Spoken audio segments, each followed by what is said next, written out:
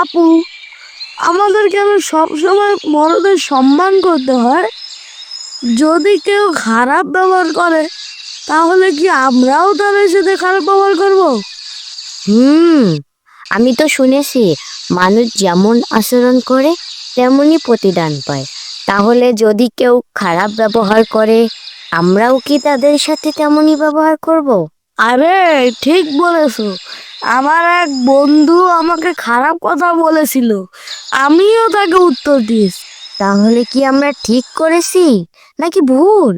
জানি না, চলো ভাইয়ার কাছে যাই, সে আমাদের বুঝিয়ে দিবে।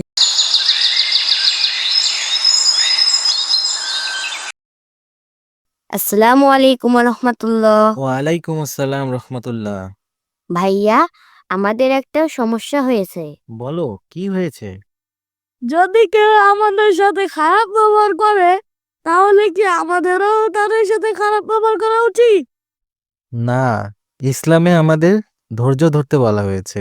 প্রিয় নবী সাল্লাল্লাহু আলাইহি সাল্লাম বলেছেন, যে ব্যক্তি অন্যের জন্য ক্ষমা প্রদর্শন করে আল্লাহ তার সম্মান বৃদ্ধি করেন। তাহলে আমাদের কি করা উচিত? আমাদের উত্তম চরিত্র বজায় রাখতে হবে।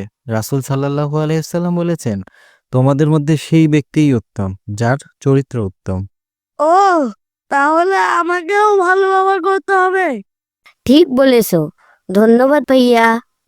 আলহামদুলিল্লাহ, তোমরা যদি ইসলামের আদব মেনে চলো তাহলে দুনিয়াতেও শান্তি পাবে, আখিরাতেও। আজ থেকে কেউ আমার সাথে খারাপ ব্যবহার করলেও আমি ভালো ব্যবহার করবো। হ্যাঁ, কারণ আমরা রাসূল সাল্লাল্লাহু আলাইহি সাল্লামের সুন্নাহ অনুসরণ করব।